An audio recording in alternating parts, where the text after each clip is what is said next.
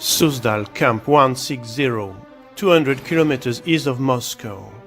This is where the German officers were taken after their capture at Stalingrad. There are very few detailed testimonies of what their stay there was like. A young translator working in the camp provided one. He later became a famous historian. His name was Alexander Blank.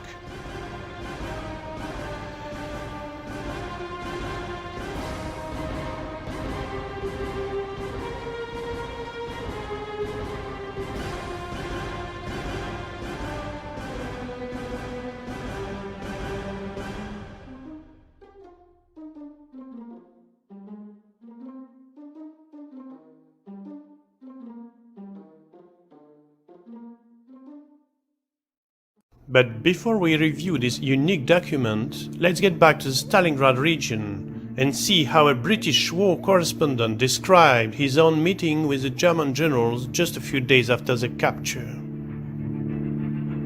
His name was Alexander Werth. He covered the entire Soviet-German war, staying in the USSR for almost all of it. He had the opportunity to meet the newly captured German officers. And he wrote a magnificent book, The Year of Stalingrad. On February 3, 1943, we were driven for about an hour through the snow-covered steppes, it was now minus 20 degrees centigrade, to another village. We were never told its name. The reason for such secrecy was obvious, for here we were going to see the German generals. What if German paratroopers suddenly landed here in a desperate attempt to rescue them, which was unlikely? Or if they tried to bomb them out of existence now that they were of no further use to the Reich and might even prove a liability. It was a village of rather flimsy wooden cottages with a few trees and with no local inhabitants by the look of it. Everywhere there were soldiers, but no civilians. The generals were living in 4 cottages, 5 or 6 in each. We could not enter their room and had to speak to them with, if they were willing to talk, through the door from the passage. Some were in the background, sitting or standing, with their backs more or less turned to us. It was rather like being in a zoo where some animals showed interest in the public and others sulked. Some of those in the background turned to the door from time to time and glared. The first thing that hit you in the eye were their orders, medals, crosses, some of them almost like mantelpiece ornaments pinned to their uniforms. Some were wearing monocles, looking like caricatures of Erich von Stroheim, almost too good to be true. But they varied a lot. Some tried to make the best of it. General von Seydlitz, who was before long to play an important part of the Free Germany Committee, as we'll see later in this video, tried to see the funny side of it all, and so did General de Boy, who grinned and said, as if asking us not to be frightened, that he was an Austrian. And General von Schloemer, who also grinned and said, come on, now what do you want to know?" and familiarly patted one of our conducting officers on the shoulder, and, pointing to his new epaulets, said, "Was neu?" with a comic look of surprise, and an almost approving nod, as much to say, "Well, I suppose you are a real army by now."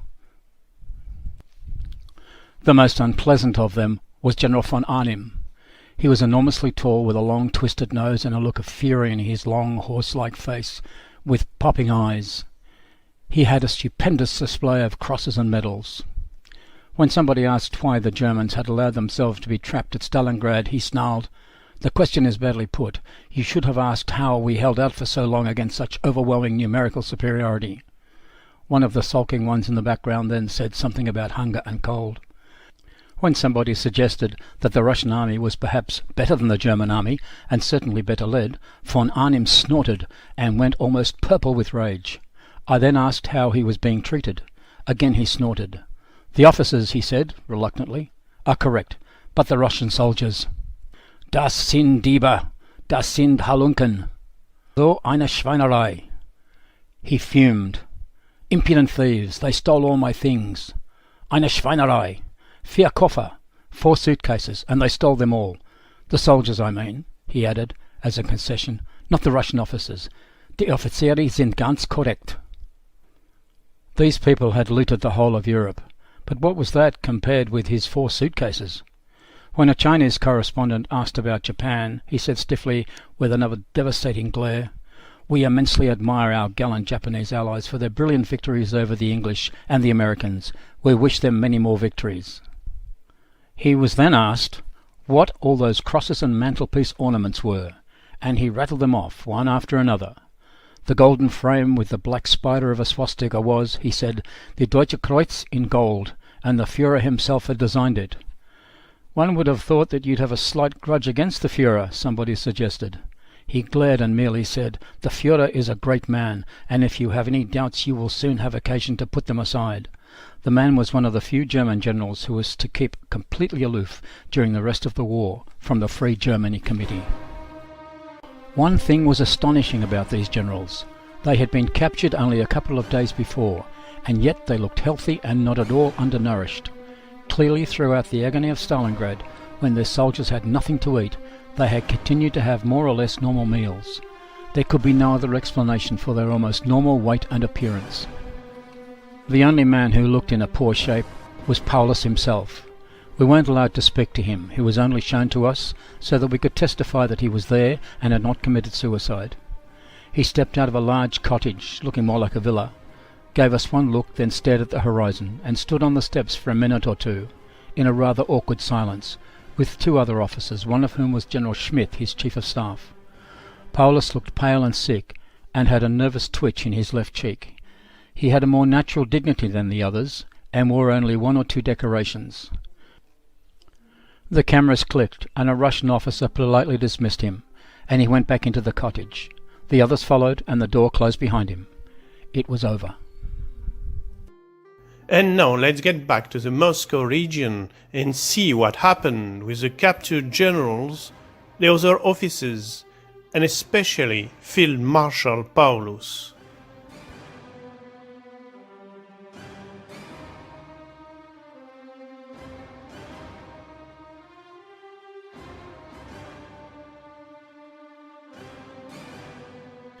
Built in the St. Euphemius Monastery in 1943, the Suzdal POW Camp 160 was designed for 1,500 people, and among the prisoners of war there were people of different nationalities. Germans, but also Hungarians, Austrians, Croats, Serbs, Finns, and most of all Italians and Romanians. In her book Suzdal, 20th Century, A.I. Aksenova writes that according to the testimonies of old Suzdal residents, a huge column of prisoners of war entered the city, stretching along almost the entire main street. The local population poured out of their houses to see firsthand the hated invaders.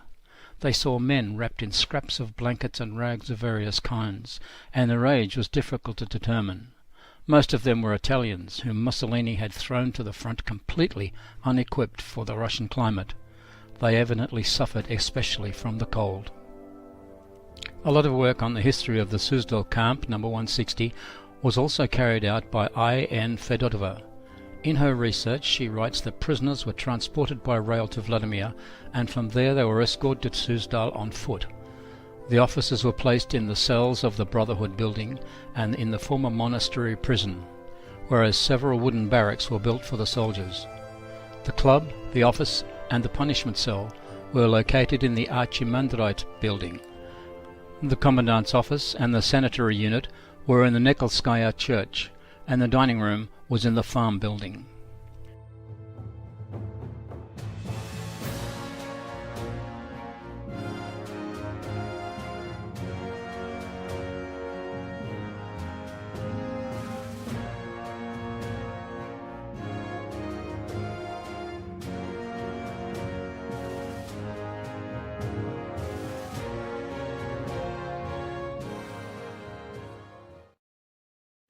Immediately after the arrival of prisoners of war in the camp, an epidemic of typhus broke out, but the sanitary unit was not ready to fight this infectious disease.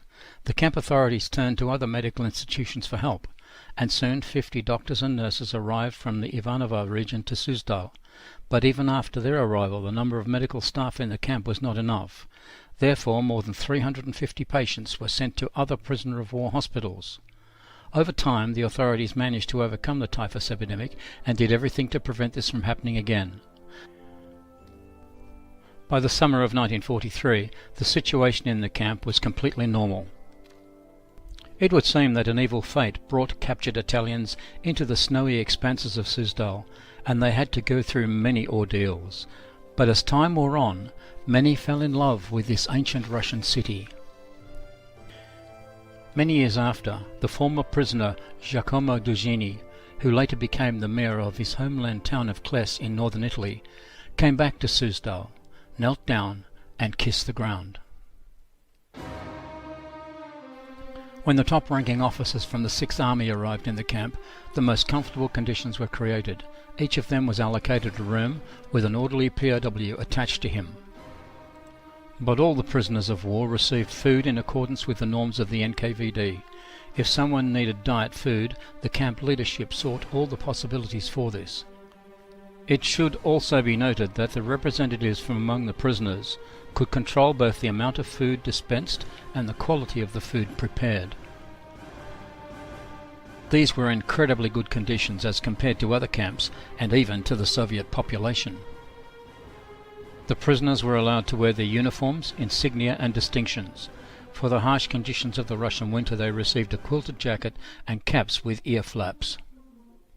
As POWs, the soldiers worked on the camp's maintenance. Officers could be given work, but only with their consent, so most of them preferred not to work.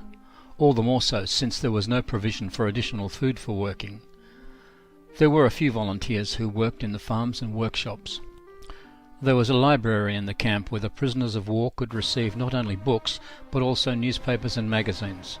They were allowed to do gymnastics, play sports and other games, but not gambling.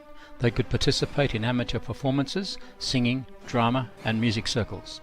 Some of the officers tried their hand at painting and wood carving, and several exhibitions were organised with their work.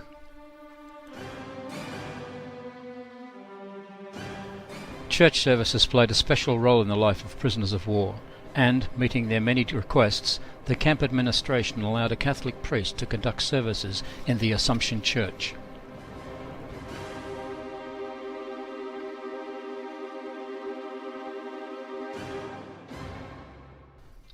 Therefore, to some extent, this environment resembled more a holiday home than a prison.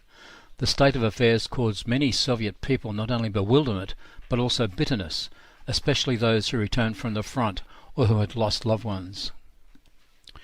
The prisoners of war themselves were wary at first, but even then, when all doubts were dispelled, they continued to dislike everyone around them. As we'll see from Alexander Blank's memoirs, some of them believed that the Soviet government was trying to put their vigilance to rest, so as to persuade them to treason. Despite the openly hostile attitude of the prisoners, the camp administration did its best to launch what is called the anti-fascist propaganda, with political workers reading lectures in the club. The administration largely relied on the work of German communists. So, in June 1943, the chairman of the Communist Party, Wilhelm Pieck, arrived in the Suzdal camp. But among the prisoners, few supported anti-fascist slogans. For the most part, soldiers and officers believed that their business was to fight and execute orders of the command, and not to engage in politics. That is how Field Marshal Friedrich Paulus answered Wilhelm Pieck on his cooperation offer. But over time the administration nevertheless managed to achieve an ideological separation among the prisoners, and a branch of the anti-fascist Union of German Officers appeared in the Suzdal camp.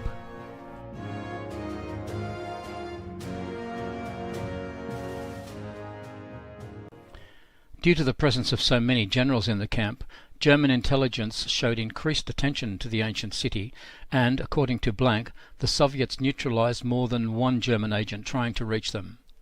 Because there was a possibility that the Germans would try to land troops in Suzdal to free their generals, 30 senior officers, including Paulus, were sent to another camp located near Ivanovo in early July 1943. Suzdal Camp No. 160 was shut down in June 1946 as prisoners of war began to return home. Then the monastery housed a children's colony until the 1960s. The condition of the monuments in that time was dreadful. They were restored in 1968 when the monastery was completely transferred to the Suzdal Museum. Now let's plunge deeper into the everyday routine of the camp through Alexander Blank's unique account. From a man faithful to Hitler's ideas to an open fighter against Nazism, such was the way of Friedrich Paulus. How did this evolution happen? Apart from the defeat at Stalingrad, what influenced him and how did the former Sixth Army commander spend his time in captivity? The answers to these and other questions are provided by Alexander Blank, a young interpreter in the prisoner of war camp at Suzdal, who later became a famous Soviet historian, and by his student Boris Kavkin, who finished the professor's tremendous work, a very interesting document dated from the last days of the USSR and pure gold for today's history buffs. Stalingrad Battle Data has translated the most interesting excerpts as a basis for this unique video.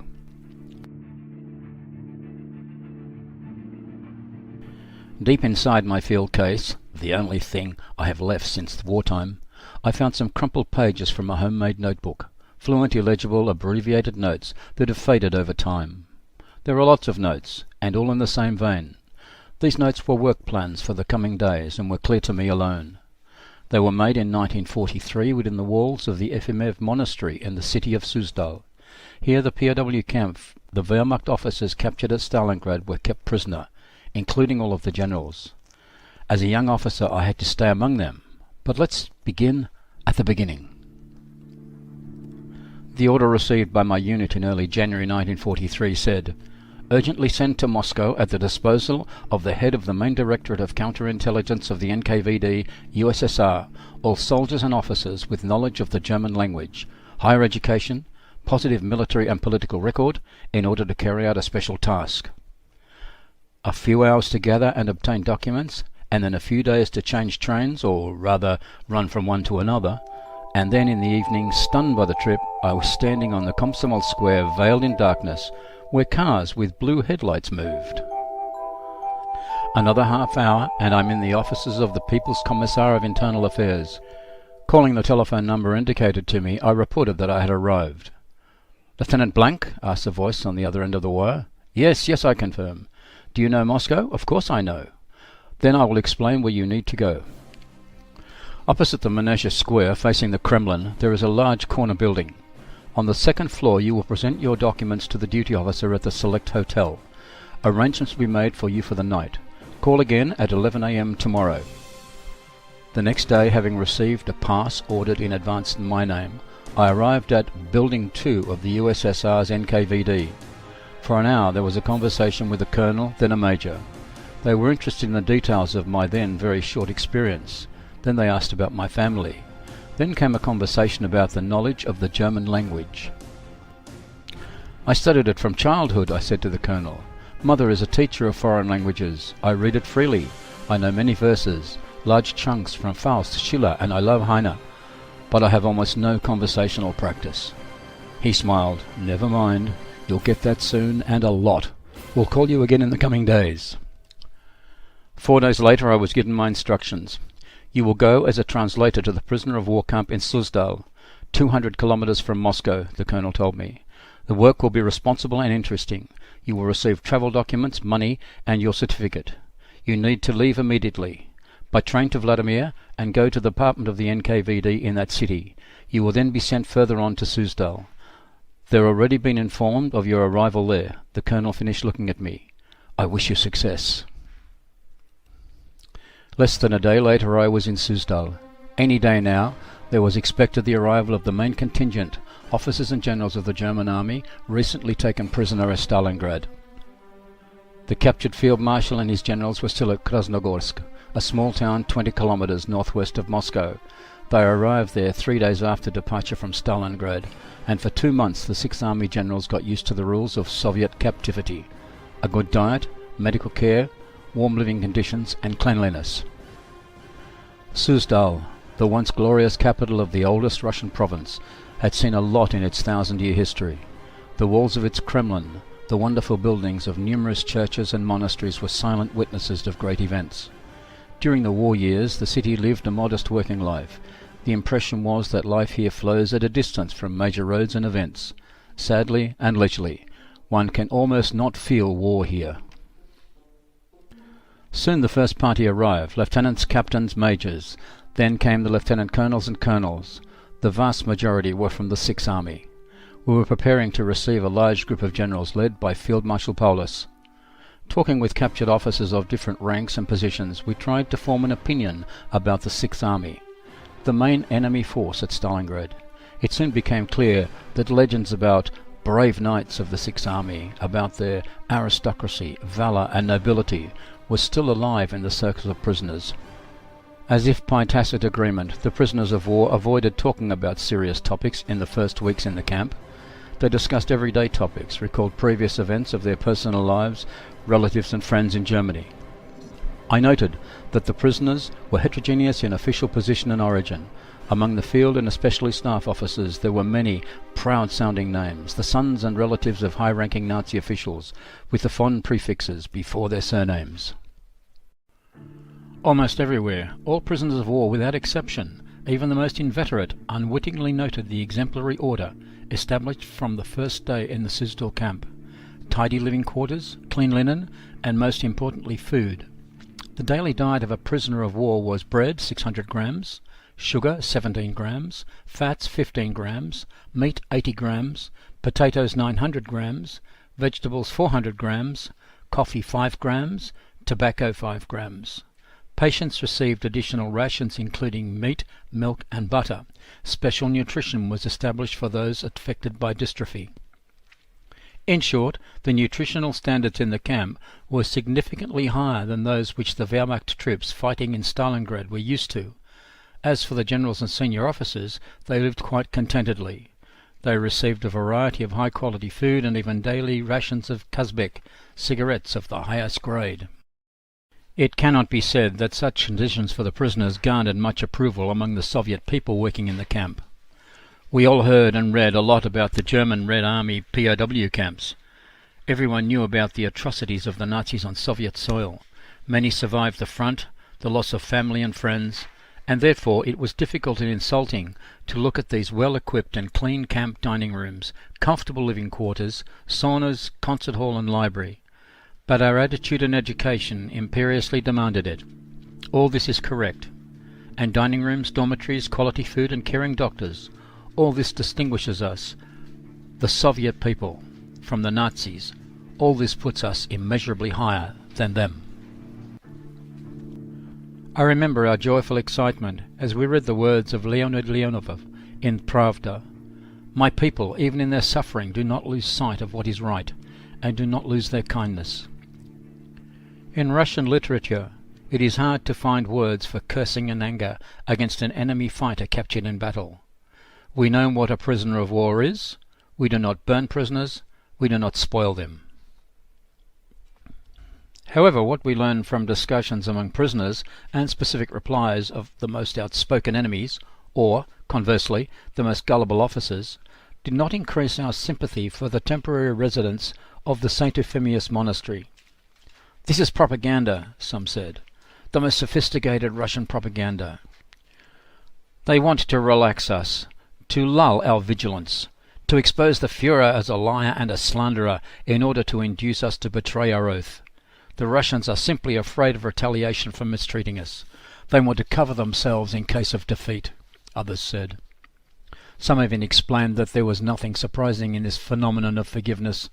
The kind Slavs, they say, give in to the people of the superior race. They feel inferiority and pay tribute to the knights of the German spirit. The most intellectual referred to literature to explain Russian psychology.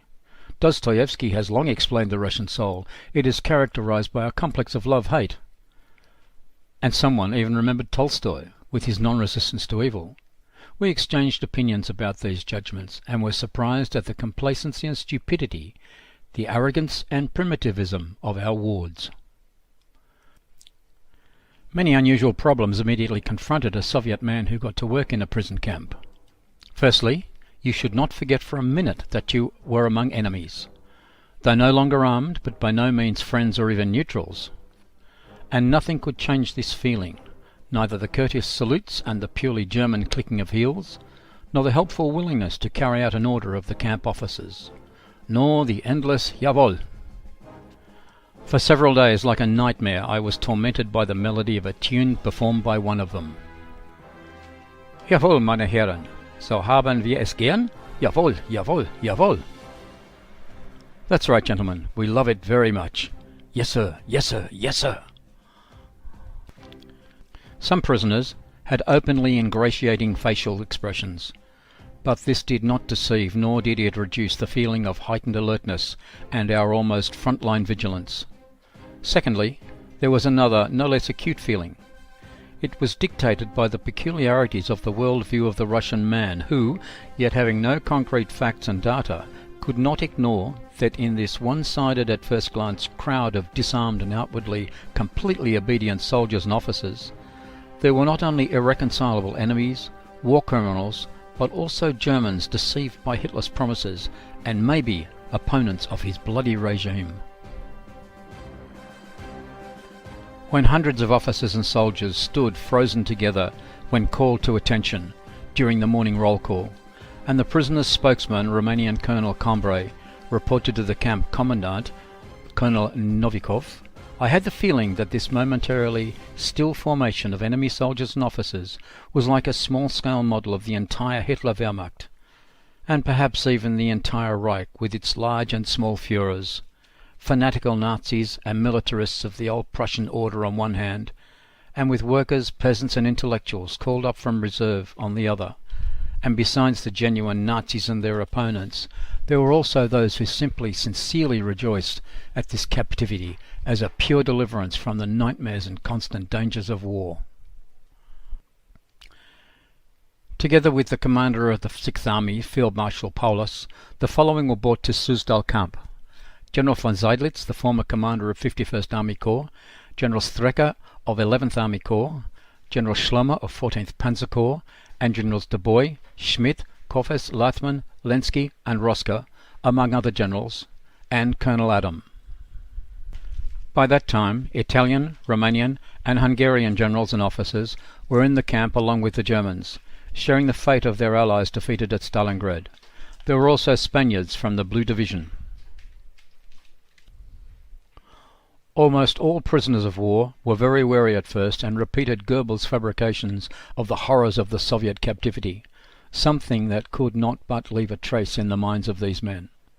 Although they have been in the hands of the Soviet authorities for about 3 months now, in conditions which were not only rigorously compliant with international standards for the treatment of prisoners, but also created quite favourable conditions for them, their wariness did not pass. This feeling was relentlessly fueled by the active Nazis among the POWs, with more and more provocative rumours about some special events allegedly threatened by the Soviet authorities.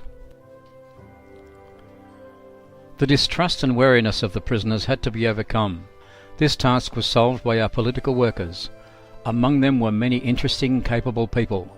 They possessed the knowledge of a historian, the resilience of a fighter, and the talent of a propagandist. Working tirelessly, we young officers, watching the work of our senior comrades, felt sincere admiration for their skills. General Schmidt, former Chief of Staff, 6th Army, was the most active anti-Soviet figure in the camp. Other generals joined him in his task of maintaining the Nazi spirit. Strecker, Heitz, Roska, De Boy, Leser, Schlemmer, Dreber, Rodenberg, Magnus, Sicht von Arnim, Zahner, Rinaldi. The keynote of their conversations in the spring of 1943 was the forecasts of their release from captivity by German troops. Almost no one doubted that this would certainly happen. They only argued about the timing. Optimists predicted the summer, pessimists predicted autumn or winter.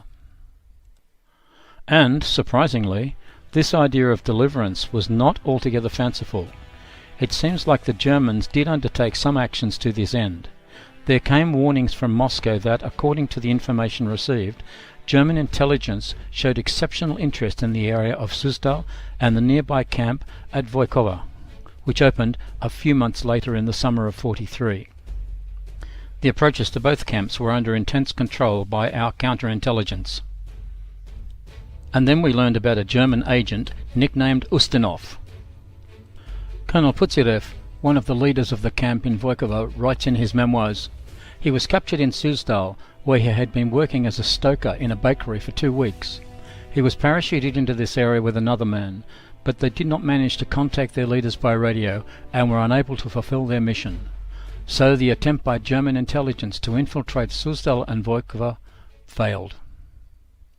Whatever personalities from among the captured generals and officers were there in 43, Marshal Paulus naturally attracted the greatest attention of the camp staff and the prisoners of war themselves. I had a chance to communicate with him daily and for a long time. My notebook was full of references like conversation with P, 8-4-43, reading newspapers to the Field Marshal, and so on. The soldiers and officers of the Nazi Wehrmacht felt guilty for crimes unprecedented in the history of mankind. Therefore, they expected retribution for their atrocities. Nazi propaganda, in turn, spared no pains to describe the horrors allegedly waiting German soldiers in captivity. Paulus and the other generals were also expecting some kind of punishment, which would settle accounts with them on the basis of an eye for an eye. But everything turned out differently. Paulus and his colleagues found that in Soviet captivity other laws were in force. The rules of international agreements regarding prisoners of war were strictly implemented, and they were treated with all possible humanity. At first they did not believe that they would survive. Then they began to look more closely and draw conclusions. In the Suzdal camp, Paulus followed a strict routine: morning exercises, walks alone, several hours of work in a small orchard surrounding a 2-story house where the generals lived. This house is now demolished. Conversations with the generals and his adjutant, Colonel Adam, who was the person closest to him. Paulus spent a lot of time reading. At his request, he was bought Marx's Das Kapital in German and French. For many hours he was engaged in translating Marx's brilliant work from French into German, and then checking the translation he had made with the German original, rejoicing when the text coincided, or when his translation came close to the original. But Das Kapital interested the Field Marshal not only as material for translation, he also studied it carefully. In April or early May, I remember, he also asked to get him the Dialects of Nature by Engels in German, and to indicate him the part of Lenin's works assessing Clausewitz. I remember well an evening conversation in his room in May. "How strange," said Paulus, "that I, the German, read the works of the great German writers Marx and Engels for the first time in Russian captivity." And after a pause he added, "And maybe this has a precise, deep and symbolic meaning." Then he asked for a long time and in detail about how we study communist theory in higher educational institutions of our country, and if German philosophers and classics of literature entered our field of study. And of course they did. Unlike many of his colleagues, Paulus was a widely educated man. I remember how the Field Marshal surprised the prominent Soviet scientist A. Kochenstein, who was then Deputy Chairman of the Supreme Soviet of the USSR. He met with Paulus while travelling in Suzdal. The Field Marshal expertly spoke of new methods of treating tuberculosis, the work of German physiologists, and the healing properties of the Swiss resort of Davos. Paulus' endurance and self-control could be envied. Here is just one example. Hitler was hiding from the German population that the Field Marshal and other generals at Stalingrad had surrendered. Their relatives and friends considered them dead, and for a long time had no news of them at all. Of course, the generals and officers who were in captivity also did not know anything about their loved ones. The letters, which, in accordance with the Convention on Prisoners of War, were sent to Germany through the International Red Cross and were intercepted by the Nazi censorship and were not delivered to their recipients. The Soviet command took the necessary measures to deliver to the wife of Marshal Paulus, Elena, Constance, a letter from her husband, and to receive an answer from her. One can imagine what difficulties Soviet intelligence officers working in the Reich needed to overcome in order to carry out such a complex task. One day the Field Marshal was invited to the camp commandant's office. In addition to Colonel Novikov, there were several Soviet officers, and I the translator. "We have a surprise for you," said one of the officers. "Do you recognize the handwriting?" he asked, handing the envelope to Paulus. The Marshal put on his glasses, looked carefully at the envelope. His hands, usually calm and unhurried, began to tremble noticeably. But he restrained himself, did not open the envelope right there, but thanked the Soviet officer, put in his tunic's pocket, and continued to talk for several minutes. Having finished, he left the office and headed for his room. Only there did he read the letter. After this, Paulus did not talk to anyone and walked alone until very late.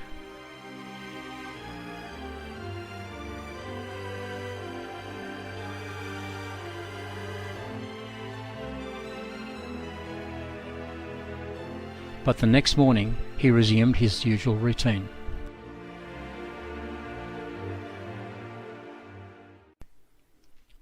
Paulus was constantly pressured by the generals. They made every effort to ensure that the Field Marshal, senior in rank among prisoners of war, formally opposed the Soviet anti-fascist activities, which they said was betrayal.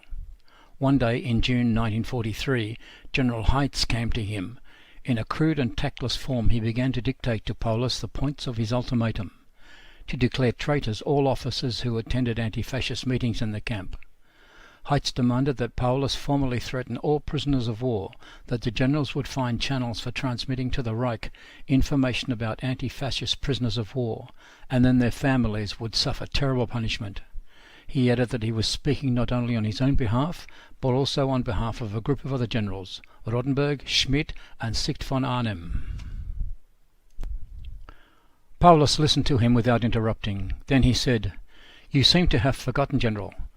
You are no longer the chairman of the Imperial Military Tribunal, and not even the corps commander who shot his own soldiers. You are a prisoner of war here. Please remember this." After a short pause he added, "You're dismissed, General. Feel free to leave." That evening the dinner, bought as always by Paulus's orderly, remained untouched. Paulus sat alone until late, and even his closest friend, Colonel Adam, who came to visit him, immediately left the room. Since that time the Field Marshal no longer spoke with the Generals Heitz and Rodenberg. He only acknowledged their greetings. At the end of June 1943, Paulus had an intense conversation with Schmidt. Colonel Adam also took part in it. It dealt with one of the most pressing issues that worried the prisoners of war, officers and general. First, to whom was given the military oath upon entering the Wehrmacht? To the Führer or to the German people? And second, does the consciousness of pursuing a criminal policy towards the German people exempt one from the obligation to be faithful to the Führer? Paulus hesitated. In an undertone, as if arguing aloud, he said that in the current situation, loyalty to the Führer does not always mean loyalty to the people.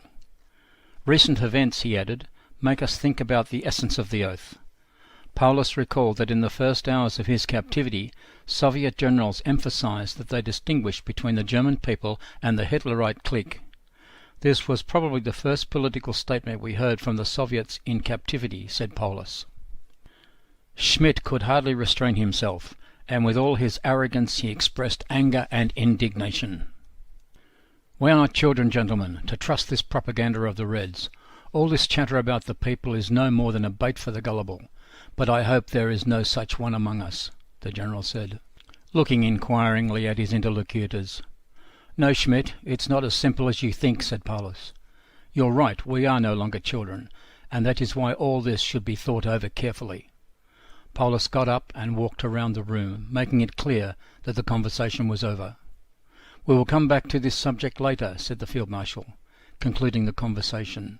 Schmidt and Adam said goodbye and left. Perhaps Paulus, as a seasoned officer formed back in pre-Hitler times, could not help but feel a sense of disgust toward threats of punishment. But of course, there could be no talk of any active protest by the Field Marshal against Hitler's policy. When there was talk about German atrocities, Paulus invariably remained silent. Once he was angrily asked by a Soviet official who had just visited the liberated region of Smolensk, "Why do you validate such atrocities and crimes unheard of yet in any war?" The Field Marshal went into a mute defence and answered dryly, "I know nothing about this. The army does not deal with such matters." Such was Paulus, an ambiguous and contradictory individual. I remember another very remarkable conversation with the Field Marshal. He was talking about the Soviet people and the fact that they live in poverty and under constant fear, and therefore have nothing to lose, as he put it. I said, "It's not for you, Field Marshal, to speak of fear and lack of rights. Your Reich is a gigantic concentration camp where everyone is afraid of the other, where even for seditious thought people are thrown into a dungeon. You may know the name of Brecht. His book is in our camp's library, and there you can find the poem Horrors of the Regime. Read it before